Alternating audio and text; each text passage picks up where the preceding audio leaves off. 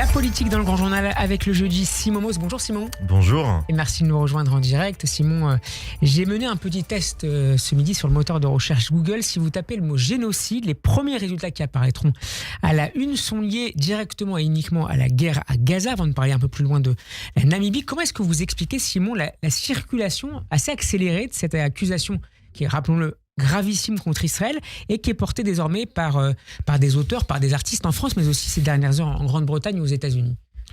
Je pense qu'en effet, il faut déjà rappeler pourquoi c'est gravissime. Parce que accuser Israël de commettre un génocide dans la bande de Gaza, c'est vraiment du négationnisme.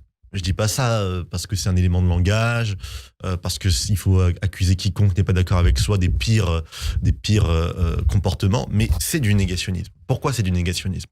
Parce que quand on dilue en fait les mémoires, quand on dilue les victimes des génocides, des vrais génocides, dans les victimes de la guerre, comme le faisait Jean-Marie Le Pen, eh ben, on ne nie pas l'existence des chambres à gaz, mais on nie, par exemple, quand on parle de la Shoah, la singularité macabre, la singularité maléfique du génocide de la Shoah, ou du génocide arménien, ou du génocide des Tutsis. À l'inverse, quand on fait exactement la même chose de l'autre côté, c'est-à-dire qu'on compare des victimes de guerre à celles d'un génocide, eh bien, on relativise ce qu'était le génocide. On minimise, encore une fois, toute la singularité, tout le particularisme.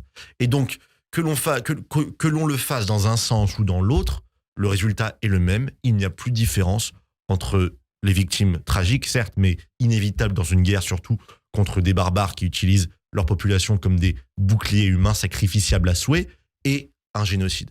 Quelle est la portée de ces accusations sur l'image internationale d'Israël?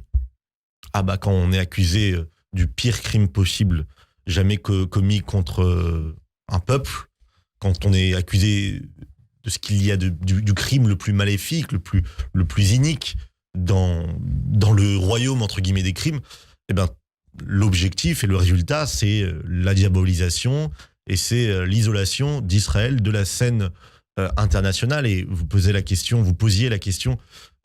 des raisons qui expliquent la circulation et l'intensification justement de cette accusation.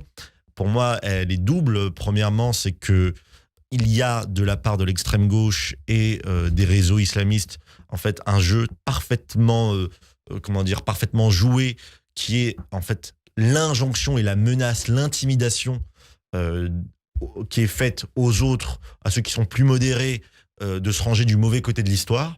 Et cette injonction... L'obligation de se positionner face à cette accusation de génocide. Voilà. Et il y a une peur de la part des humanistes, entre guillemets, parce que je ne les considère pas comme des humanistes, mais ceux qui se proclament, ceux qui prétendent appartenir à ce camp des belles idées, du progressisme, de l'humanisme. Ils ne veulent pas être au rendez-vous de l'histoire, finalement. En fait, ils ne veulent pas rater le dernier train de l'indignation. Ils ne veulent pas... si c'est ça le bon côté de l'histoire, si... dire qu'Israël commet un génocide alors qu'il ne l'en commet pas, eh bien, ça revient à appartenir au bon côté de l'histoire. Alors, on se rue, évidemment, à la hâte, un peu aveuglément, dans cette accusation qui, encore une fois, est une accusation négationniste, purement et simplement. Simon, hier, le site d'extrême gauche Blast se féliciter dans un long papier sur, je cite, le grand retournement à propos justement de l'usage et de la reconnaissance d'un prétendu génocide à Gaza. Cette question, on l'a dit, occupe désormais le cœur du débat public, en particulier en France. Comment est-ce qu'on peut y répondre, notamment sur les réseaux sociaux sur lesquels vous vous exprimez régulièrement, notamment sur votre chaîne In Plus? Alors, le défi qu'on a, c'est la loi de Brandolini, c'est qu'il est toujours plus facile de formuler un mensonge que d'y répondre. Parce que commettre un mensonge, ça prend 2 secondes. Y répondre, réfuter, déconstruire, ça prend beaucoup plus de temps et d'énergie. Donc, face à ça, eh bien, il y a plusieurs stratégies. Il y a la stratégie du logos, c'est-à-dire qu'on utilise la logique. Typiquement, le génocide, c'est quoi? C'est l'extermination intentionnelle d'une population, intentionnelle. Et si on parle d'intention, alors il faut nous expliquer pourquoi, si Israël, qui a les moyens d'exterminer toute la population gazaoui en 2 secondes, ne le fait pas, en quoi il aurait l'intention? S'il y a une intention, pourquoi il ne le fait pas? Donc on peut faire appel, en effet, à la logique. Et c'est efficace sur les réseaux sociaux? C'est pas suffisamment efficace, mais c'est nécessaire. C'est-à-dire qu'il faut une stratégie complémentaire, hybride, où on parle à la fois du poids des mots, du poids de la mémoire.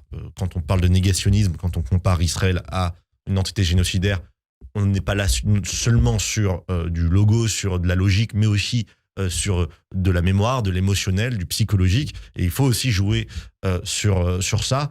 Je pense qu'il faut aussi utiliser la dérision, parce que c'est une accusation qui est tellement dérisoire et tellement stupide et gravissime qu'elle en devient, qu'il faut aussi pouvoir y répondre avec les mêmes codes, avec les codes de la légèreté aussi parfois et de l'humour. C'est toute une panoplie en fait de leviers à mobiliser pour lutter, et surtout la meilleure manière de répondre à cette accusation, c'est de l'ouvrir. C'est de se lever et de parler, de prendre la parole et de marteler. Vous savez, répétition est mère de l'apprentissage. Donc il faut le marteler comme eux, ils ont martelé justement cette accusation qui aujourd'hui est rentrée malheureusement dans une sorte d'association mécanique avec Israël. Simon Mauss, la semaine politique en France avait démarré avec les déclarations insultante, à vrai dire assez grotesque, d'une élue écologiste adjointe à la mairie du 20e arrondissement de la capitale, Lila Djellali, qui a inventé de toutes pièces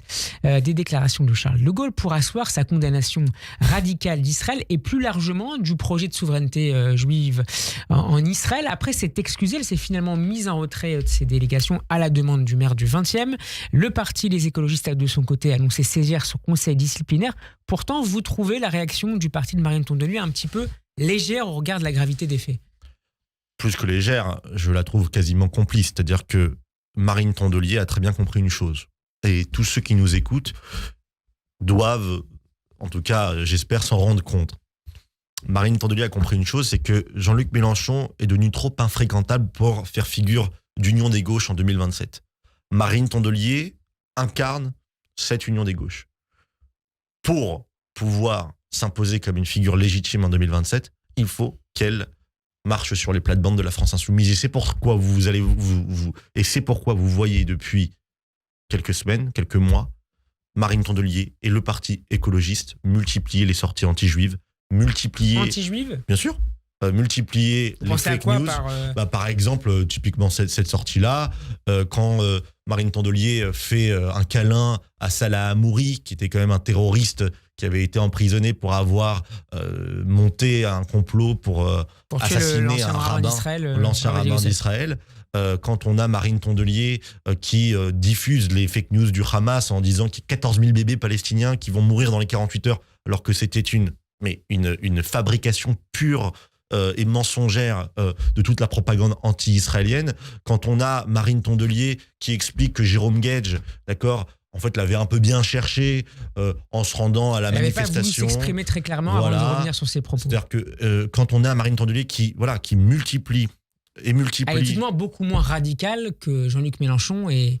Elle l'était, mais justement, on voit l'orientation que prend ce parti-là. Et ces derniers jours, avant la sortie complètement fantasmagorique de cette adjointe au maire, on avait aussi la maire de Strasbourg qui recevait en main propre une illustration de la terre d'Israël complètement rayée de la carte, affublée du drapeau arabe palestinien. Donc, on était là. La décision d'annoncer un jumelage avec un village palestinien, par exemple. C'est ça. Et donc, oui, il y a une stratégie claire et assumée, enfin, peut-être pas assumée encore, mais ça viendra de Marine Tondelier et de son parti, justement, d'aller séduire les voix LFI, justement pour incarner la figure d'union en 2027. Et ça passe évidemment par la reprise de cette accusation négationniste du génocide. Pour terminer, on va parler d'économie. Le gouvernement, on le sait, cherche toujours les fameux 40 milliards d'euros d'économies nécessaires pour boucler le budget 2025. François Bayrou a demandé mardi à tous les Français de faire des efforts, même si on phosphore toujours sur la nature et la portée de ces efforts qui seront présentés dans les prochaines semaines. La Cour des comptes, de son côté, a alerté sur le risque de crise de liquidité de la sécurité sociale dès 2027. Son président, Pierre Moscovici, critique pour autant la mise en place d'une éventuelle TVA sociale, option qui serait envisagée par Matignon. Simon, est-ce que cette crise budgétaire devrait être notre priorité absolue ? Bien sûr. Depuis 1970, il n'y a pas eu une année en France où le budget de l'État a été à l'équilibre. C'est-à-dire que depuis 1970, les Français, l'État dépense plus que ce qu'il ne gagne. Depuis 1970. Je pourrais parler très très longtemps d'économie avec vous, mais il nous reste 40 secondes. Il nous reste 40 secondes, alors je vais vous montrer quelque chose. Récemment, j'ai été invité par un ministère à une conférence. Alors, je ne vais pas montrer le nom du ministère parce que ce n'est pas l'objectif. Vous voyez, je montre à la caméra un sac, un tote bag, dans lequel il y avait un bloc-notes, dans lequel il y avait des goodies. Pourquoi ? On ne sait pas. Voilà, c'est comme ça que l'État gère l'argent. Cadeau d'accueil, c'est-à-dire est-ce que ça répondait à un problème de sécurité ? Non. Est-ce que ça répondait à une fonction vitale de l'État ? Non. Mais dans ce pays, c'est symptomatique. Le tote bag que je vais vous montrer est symptomatique de la manière dont la classe politique gère notre argent comme si c'était de l'argent magique. Haro sur les goodies, donc, pour terminer cette chronique. Merci Simon Moz d'avoir été avec nous. On peut vous retrouver sur votre compte IN+, sur Instagram. Bon après-midi, à la semaine prochaine. Merci.